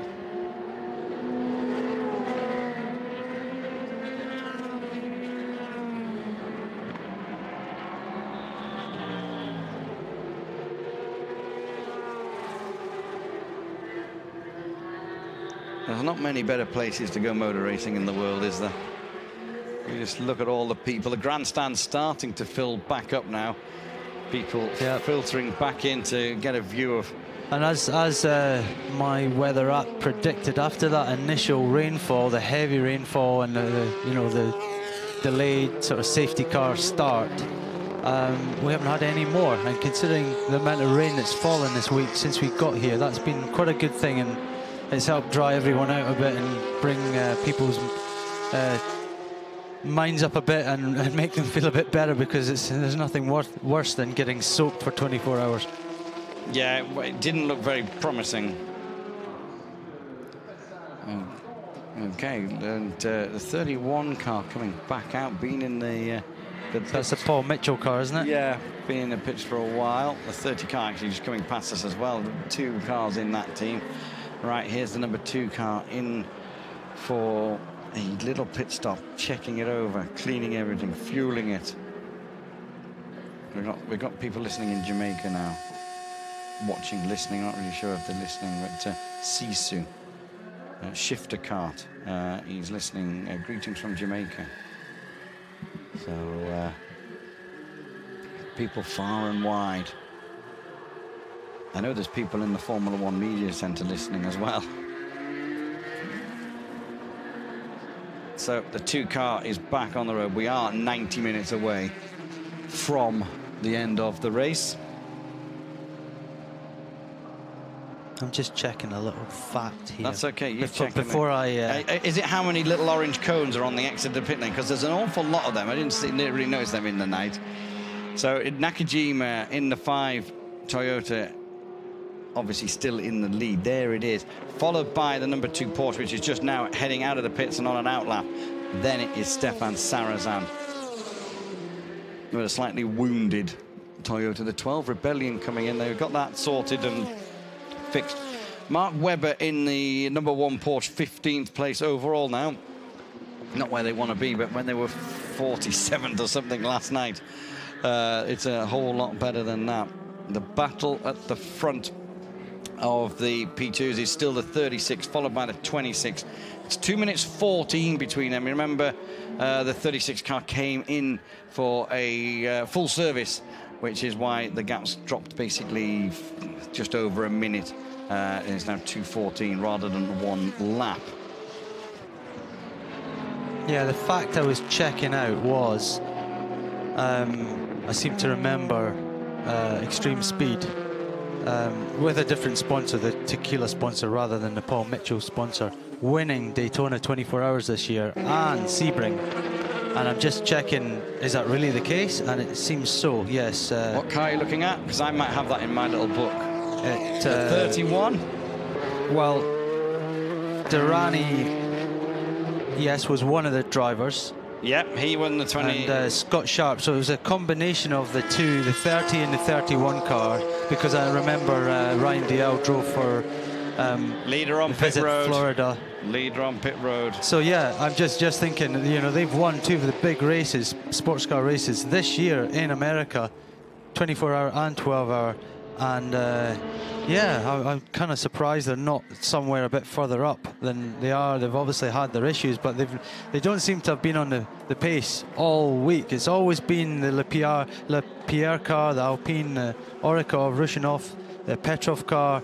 They're the cars that have been setting the pace. And yeah, the 30 and the 31 Ligier just haven't really been on the pace here. So yeah, just an interesting thing. They've completed 2 big 24-hour wins, and I'm sure they came here thinking, right, let's do the treble, but not to be. Fuel only for the 5 car, so the same strategy, so to speak, as the 2 Porsche that was in just a lap before. So they're pitting 1 lap apart of those 2 cars.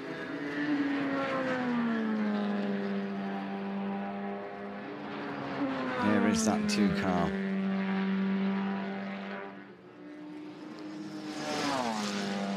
Incredible grip and downforce through the Porsche curves from these top P1 cars. The 5 car back on track and out underneath the Dunlop Bridge. Lead intact. He has a GTE Pro car to negotiate. He'll do that as they exit onto the Mulsanne Straight. Neil Yanni riding the curve, whacking everything, still pushing. He was told not so long ago, keep the pressure on. Anybody can make a mistake. Yep, they certainly can. Them at any time.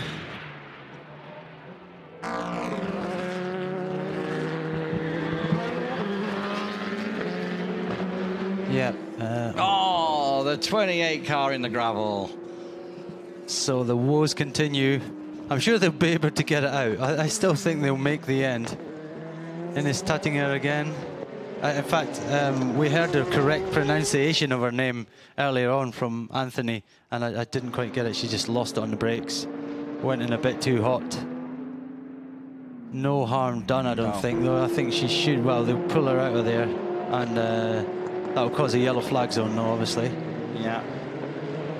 But they need to get the tractor to that, get her over to the hard ground, and she could probably get back to the pits, have a quick clean out of the car, and get back on the road. Bearing in mind that car's just been through the pits for a drive-through penalty as well. So she's, yeah. It's to be fair, it's in the amount of problems that car's had, be it free practice, qualifying, the race. It's been in the wall, it's been in the tyres, it's been in the gravel, it's several times. It's amazing. How many times has it actually been off the track? Yeah. It's amazing. 10? Yeah. How have they not hit something harder the amount of times they've been off the road? So fair play to them. They keep having a little misdemeanors and little problems. You know, I think with every one of these little issues, it makes them even more adamant that they are going to get to the end. And that'd be a brilliant achievement for them. Really would. So, yeah, nothing changing down in the Pro and the AM class at the moment. Miller, Fisichella, Dixon, all holding station. Fisichella now in the pits for a scheduled stop. And Segal, Heinemeyer, Hansen and Collard in the AM class. Rob Bell there in 4th place. 82 car on pit road. I would think that Rob Bell has done lots, 12 hours of this race. I think he's probably driven for about 12 hours of this race. It's been a he's earned his money this weekend. Yeah, it's been a sterling effort.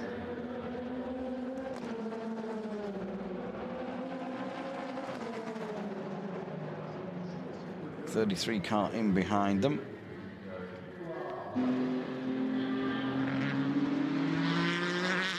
This is the leader in the GT Pro category. The car that's in the pits that we were just looking at, Fisichella, is trying to catch this car. Slow zone, zone 18, 19, 20. That'll be at the end of the Mulsanne straight. You know what?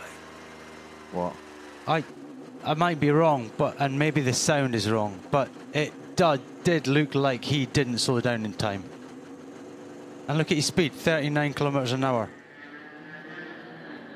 Okay. I mean, he was very, very slow, though, there, wasn't he, as well? Yeah, that's too slow. It's almost as if he's trying to make up for the fact that he came into the zone too quickly. And which there was one of these... And it doesn't work like that. No. If you're speeding in the zone, you're speeding in the zone. And there was one of the Fords last night that was being told it was a full course yellow, not a slow zone, and could you speed up, please? I can't remember which one that was. In the dead of the night, there was one of them thought they were in a... There was one of them in a what he believed was a slow zone, but it wasn't. Yeah. Fuel on the number 8 car. That's Lucas Di Grassi on his way out. Right, what's going on here? 69 That's going to be car. a brave move. This is going to be a brave move. Oh, yeah.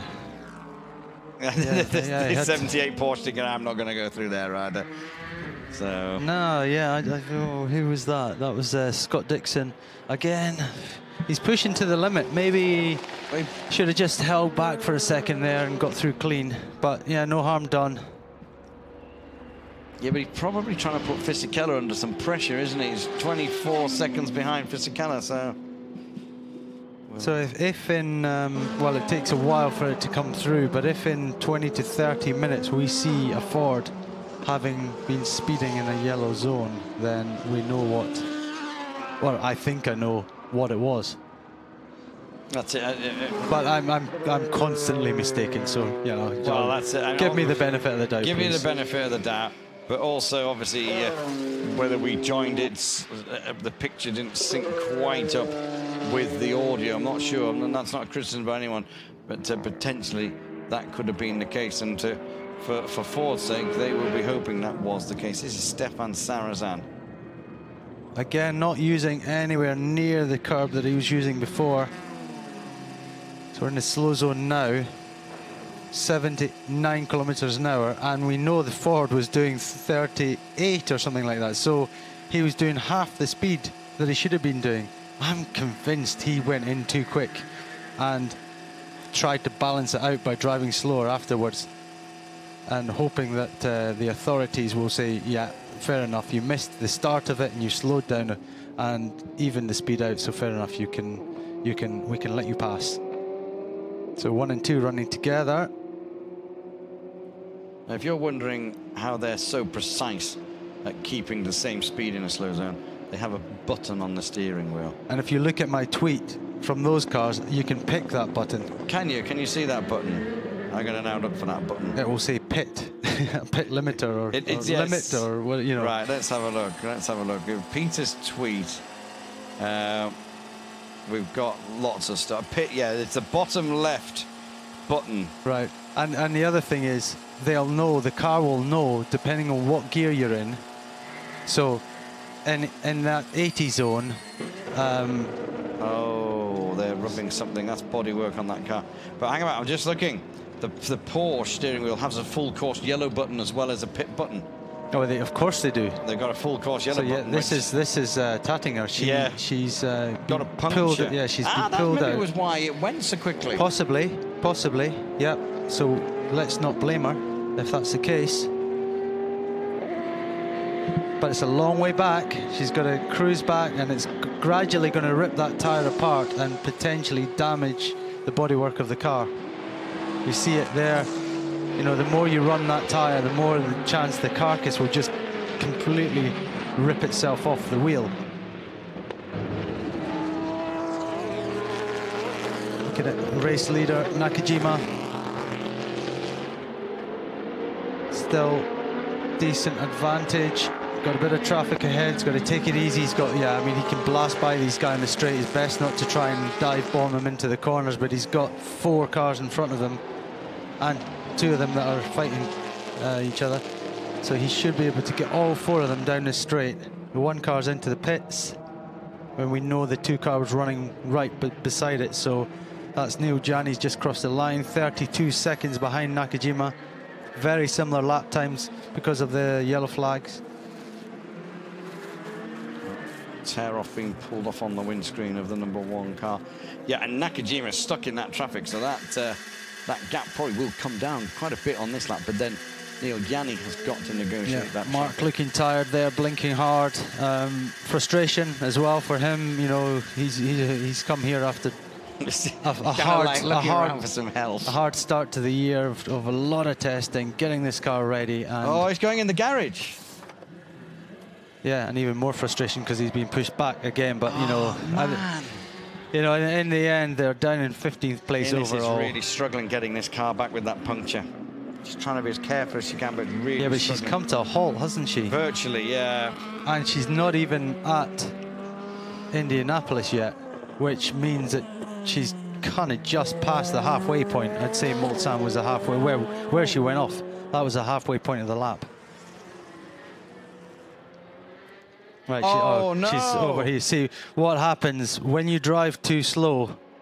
But isn't that rubber? That's now. No, that's engine. Yeah, but isn't that rubber catching or something? It's now properly now on it's fire. going on fire. It's huge disappointment for this crew because, as we touched on just before, they have been through so much, and to get within an hour, it needs to get round the back. Come on, look at the flames round the back. Don't be. They can't get the fire extinguisher to work. It did work to start with. She's wanting another one. We need more help there. Come on. They're wanting another one. But what was causing that? Because the big smoke's now coming out from the other side from where that smoke is. So that's her just pulling away from Mulsanne. That's early. That's odd because you know, when she got beached herself in the gravel, there was no smoke, there was no nothing, and they've obviously pulled her out. They haven't ripped an oil pipe off or something when pulling her out, have they? I don't know, that's really weird. But yeah, that looks now terminal. I don't think she's going to get back now. That's game over with 1 hour and 16 to go after all that drama. And the best thing now is that it can get that fire out. There's another marshal in amongst the smoke with the fire. Yeah. She stood there kind of, she's been told to get over the other side of the wall, but she's kind of stood there shrugging her shoulders initially because... Yeah, right. Yeah, we don't know the reason for that or why it's happened. It looks like it's under control now, though. That's the main thing, and the car is in one piece. Well, she's in one piece, and the car is. But huge disappointment with so little time to go. But yeah, clearly a puncture on the car. She went straight in, so it's, you know, normally when you go in at an angle and you slide, that's when you could potentially give yourself a puncture. But yeah, straight in, meaning that perhaps she had that puncture as she went in anyway, because the car just suddenly snapped on her. Okay, there is going to be a slow zone in and around where that 28 car is. So now we've seen drivers, they work on the cars and everything like that. Whether they'll get a mechanic out to that area to kind of advise her and ask her to look at it and see what they can do to try and get that car back to the pits. So they can at least try and do a bit of a repair job to complete the final lap.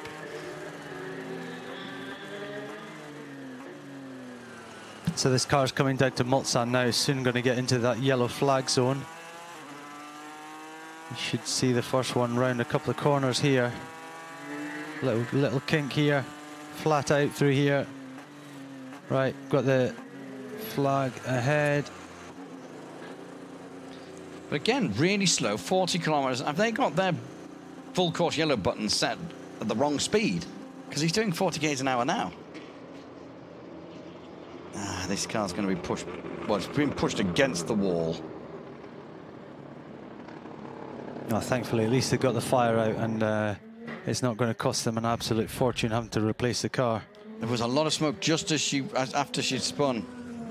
But oh yeah, we're looking at this car's been off. This could take us to the end of the race. This could take us to the end of the... This car's been off in the same corner several times. Look, these are all different incidents with the same car.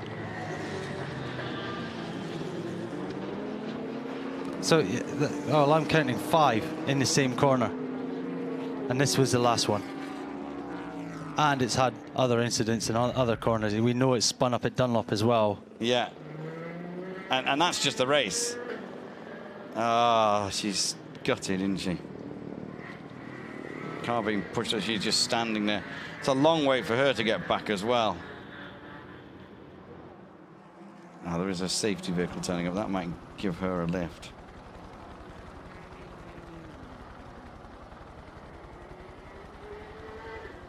They're now looking for a hole in the Armco to put that in. Yeah, as I was kind of talking about, the slower you run, because a race car doesn't run the same as a road car, it's got no cooling mechanism. So if it's air cooled essentially. So if you run it slowly, then what happens is it gradually overheats. So you need to run it faster to help to cool it. So Louise is going to wander down the pit lane and find out some information on what's going on. So, yeah, big disappointment. And that does look like it's out. Doesn't look like that's going any further now. So we're looking at the race leader, Nakajima here. An hour and 12 to go, gradually ticking those minutes down. Nervous times in the Toyota pit.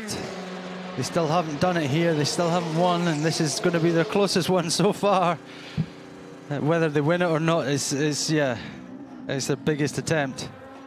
As we talked about, they've spent a lot of time testing. We've got the Dirk Muller car in the pits now, leader of GT Pro class. Got all the dirt on it and everything. It's get another tear off the screen, nice clean windscreen now. This car kind of run by Chip Ganassi in America, but run here in Europe for WEC by George Howard Chapo, who is the ex-boss of ProDrive Aston Martin Racing. So a lot of experience, a lot of wins here with Aston in the past, so he knows his stuff. And potentially another win coming to Ford. The car we're looking at there is the 82 car for Tony Verlander now. Sorry, Giancarlo Fisichella in it at the moment. Scott Dixon now only 21 seconds away from them. He nibbled that down a little bit. It was 27.28 a few laps ago. So. But yeah, he is lapping. He's lapping a bit quicker. Okay, we've got Louise in the pits. Let's cross to her. Yeah, I've just come to see the 55 in the garage. As Matt was saying, there's been issues throughout, really, or halfway through the race. Yeah, I mean, we had a really good run for the first half of the race, and then we had a slight issue with the exhaust. That we had a problem with it, so the team kind of did a patchwork job on it. We lost about 12 minutes, and then I went out after and I did actually a quadruple stint, and we were really fast. We kind of got back into it, but then the problem reoccurred, and the issue with it is to run the car like that, there's always a risk of fire with the particular problem we have. So they tried to fix it again, but we ended up losing so much time that they boxed it, did a more kind of long-term fix on it. Duncan went out and he did his minimum driving time, and then we'll take it out at the end to cross the flag. So it's a disappointing result for the 55. We're really quick. I think I set the fastest lap, so if no one goes quicker, we'll have the fastest lap. So at least we'll have something to have a beer to tonight. You can walk away with that. Yeah, exactly. It's something to cheers a bottle of beer with tonight, I think. So and we'll come back next year. Thank you. Thanks. Thanks for that, Louise. Now, what were you saying only about an hour and a half ago about if you can't win your category or stand on the podium, take your fastest lap home with you? You're clutching at anything you can get, and you know, the thought of having a beer and leaving here with the fastest lap in your class, well, it's something to talk about. It's an achievement, and you know, there's a lot of drivers out there. If I was to just quickly count up, so 1, 2. 180 started the race while Peter counts up to 11 cars, 11 times 3 drivers, so 33 drivers, and you're the fastest one of those 33 drivers. So it's an achievement. That's it. 180 drivers in the race at the start of it. 22 hours, 50 minutes ago, if I'm right when I'm saying that or something. But it's 60 cars. If I go down my list, let's just have a look at the remote control and see. We've got 1, 2, 3, 4.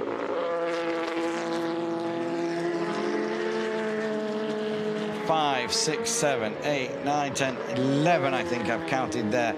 11 cars out of the race, which when you think 60 started, they've been going for near enough 23 hours. So that's a pretty impressive reliability form when you think of what the dramas that a lot of these cars have. Unfortunately, for the 28 car, they have worked tirelessly hard, like all of the teams, and they've been in and out of the gravel. They've spun around, they've touched this, they've hit that, and unfortunately, it's something that's happened after they've gone off, as a car was inclined in there. We've got Andy Prio. Actually, we've heard from Andy Prio. We've never seen him in a race car this weekend, but Andy is with Louise. Andy, the 67 has had the bad luck from the very beginning of this race. As you say, the other cars are doing okay, but one of you was going to get it, and you've got it all. We've had all of our season's bad luck in one race, I think. You know, we had a great start. The car's been really reliable for the first 2 races, and, you know, a little part in the gearbox, and that's the race over before it began. Really hard on the team, because they've worked for, you know, well, 6 months to get the cars to this stage. It's been relentless, and they've worked really hard all week. So, you know, it's tough on the team. These guys here have had a hell of a day, but they're a great team, and they're really, you know, real good guys, and they've worked so hard. The car's going to finish. You know, we've got a 1-3 up there, and Ford are, you know, yeah, doing good. Thank you. Yeah, cheers. He stopped himself short there. Yeah, Ford are up there doing good. Yep, they are doing good. As Andy says, they are doing very good. Yeah, he doesn't want to tempt fate either, you know. Just seen a tweet from Rebellion. The number 12 car is back in the race after an injector change. I think we're looking down on it there as well. So that's a team that we were kind of outside betting of being on the podium place. I think they've missed so much time, though, that they wouldn't actually be classified. You know, you have to do 75% distance of the leading car. I don't even know where they are. Let's just go down to page 2. For the 32nd. The 32nd. Yeah. Oh, well. Marcel Fassler is in... Yeah, but they've only done 311 laps. Compared to... Actually, no, that's not too bad. That's not... Of course they will finish. I thought they were in a lot, you know, that worse than that. They must have pulled the car back out when we went off air, and we just, we should pay them more attention. We haven't been concentrating too much on that lower page on the monitor. The second and third pages on the monitor, apart from the amateur category, which doesn't quite fit on there, is people who have had issues and struggled, but the AM category is in amongst there as well. There's Ines Tattinger walking back. She will be gutted. Yeah. Tired and gutted. Yeah, very tired. It's an emotional ride. With only just over an hour to go, now she just wants to get back into the pits, and she's angry. She's frustrated, fed up, tired. And now you start to think about all that work, don't you? So potentially a bit grumpy as well, just because of the frustration of it all.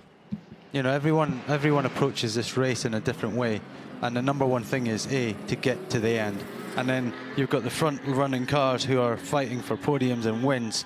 I think that car had no ambitions as such to be on the podium. They just didn't have the pace. But their ambition was to finish. Yeah. And it's even more frustrating for the person who basically bins it. I mean, again, we don't know whether. Yeah, she has made mistakes and she's gone off on her own. But on this occasion, it could be that she did have a blowout, and that's just unlucky. And so I think Louise is going to go and ask the team what the situation is. So looking at the 84 car still running.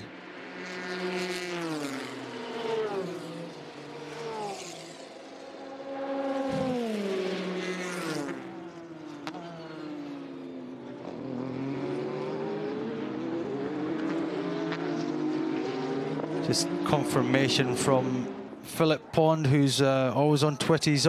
We've got Philip along with us, just confirming that Pipo Derani, the ESM driver, was one of the drivers to win in Daytona and in Sebring, but sadly for them, again, I did have a look at him because I'd heard his name and I'd seen that he's been very fast and done a great job. Quite a young driver. In fact, if you've got any information, you should have something in there about Pipo Derani. What car number was he? 30? He's either 30 or 31. Let's have a look. Right. 31, I think. Okay, what have I got? Well, winner of the 2016 24 Hours of Daytona and the 12 Hours of Sebring. Yes. It's his second start. How old is he? 22. There you go. Young lad. You know, fair play. 12th here last year. Right, so it's not his first time here either. No. So he'll be back. You know, he's got a lot of years ahead of him in the sport. Obviously showing great promise. Got himself a good team there in ESM. They just haven't quite cracked it here in Le Mans, but they've certainly got on top of it in the States, winning those two big races. The gap at the front between the 5 and the 2, the Nakajima and Yannick car, is 27.7. So that is kind of stabilised just as we pop on. But I did not know we were going to go on board with the number 2 Porsche there. I just thought we better keep you up to date with what was happening right at the front. I think Nakajima that lap actually didn't have the best run with traffic. He lost a couple of seconds to Gianni, but... And that's probably the traffic that Neil's just gone through. Yeah, so maybe this time around Nakajima will be free of it and Gianni will have the slower lap. It's just yellow flag, it ebbs and flows, doesn't it? Yellow flag at Dunlop. So replays of the number 5 car, slow-mo. You see those nice wheels, the aero wheels. Got the dirt on him. It's quite amazing. So much dirt and grime. You know, certain angles of that Audi look okay, and then you show it in a completely different angle and you're like, oh no, I don't like that. There is no angle of that Audi that looks okay. Oh, okay. It's, you know. That's why we got a yellow there. I don't know who it was who tweeted last night, but when they said it under the cover of darkness, it was looking pretty good. I thought that was quite a good.